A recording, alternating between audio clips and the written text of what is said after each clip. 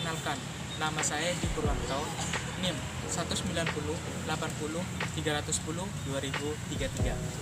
Di sini saya akan bahas video tentang sumber daya manusia dalam strategi menghadapi perubahan lingkungan global. Sistem informasi sumber daya manusia dalam menciptakan suatu strategi yang kompetitif. Sistem informasi dari sumber daya manusia atau SDM itu merupakan penggabungan dari sebuah teknologi yang dinamakan dengan Sistem Informasi Sumber Daya Manusia atau disebut dengan SISDM. Sistem Informasi dan Sumber Daya Manusia atau SDM itu merupakan satu internal yang dimiliki peran penting. Dalam hal ini yang dimiliki peran penting dalam perusahaan, finansial, fisik, SDM, dan kemampuan teknologis dan sistem. Karena sumber daya manusia yang dimiliki perusahaan bersifat terbatas, sehingga perusahaan itu dituntut untuk memberdayakan dan mengoptimalkan penggunaannya agar tetap bertahan kelangsungan hidup perusahaan. Perusahaan di Indonesia ini banyak mengenal terkaitnya SDM dengan esensial dari SI yang masih belum terlalu dikenal.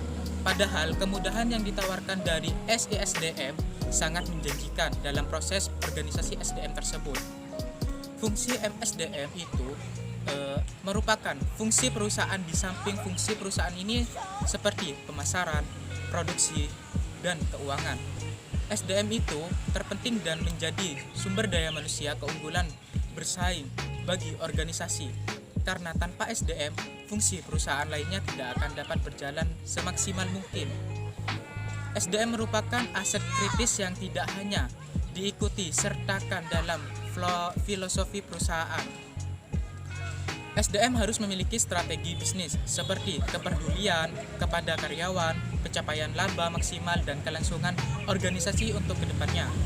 Perubahan lingkungan, meskipun terdapat faktor penghemat di internal dan eksternal, merupakan perusahaan akan melakukan pengelolaan SDM untuk meningkatkan daya saing serta menciptakan kemampuan dalam menghadapi globalisasi. Sistem Informasi Sumber Daya Manusia.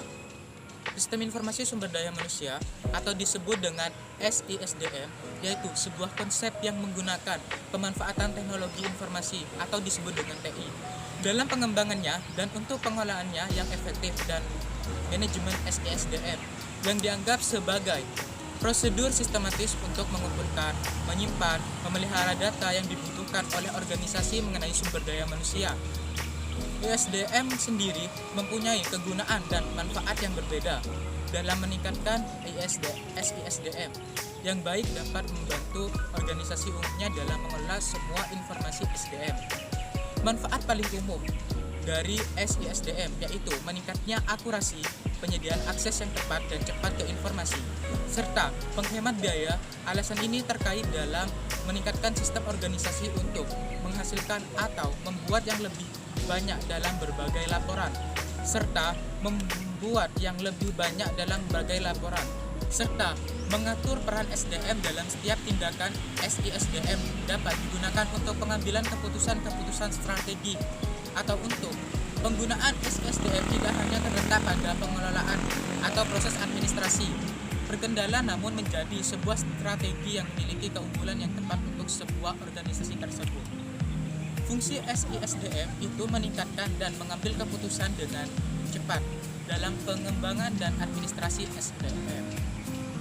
Penyelesaian masalah dengan menetapkan sasaran melalui pendekatan SMART atau Specific, Measurable, Achievable, Realistic with Team Bound. Seluruh karyawan dengan arahan dari atasan mereka akan berkontribusi dalam pencapaian kesuksesan perusahaan yang dievaluasi secara periodik 2 kali setahun.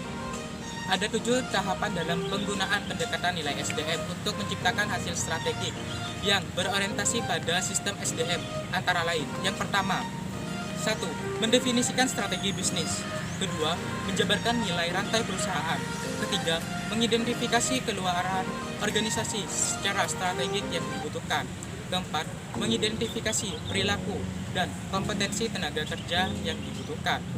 Kelima, mengidentifikasi aktivitas dan kebijakan sistem sumber daya manusia yang relevan secara strategis. Keenam, mendesain sistem pengukuran kartu nilai SDM.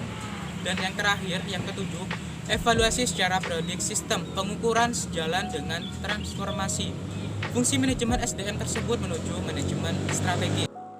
Penggunaan SDM juga berkembang ke arah yang sama, itu membutuhkan lebih dari sekedar penyusunan teknik-teknik yang merupakan bagian dari fungsi personalia. Manajemen SDM harus berpikir dan bertindak seolah kitalah yang memiliki perusahaan tersebut yang otomatis bertanggung jawab terhadap kelangsungan hidup perusahaan. Dengan perkaitan lain, kita harus berpikir tentang profit dan berbuat untuk mendapatkan profit tersebut. Jadi, mental manajemen sumber daya manusia itu berorientasi pada profit yang menyebabkan keputusan-keputusan yang diambil akan lebih berorientasi pada manajemen bisnis dibanding berorientasi pada kepentingan profesionalitas.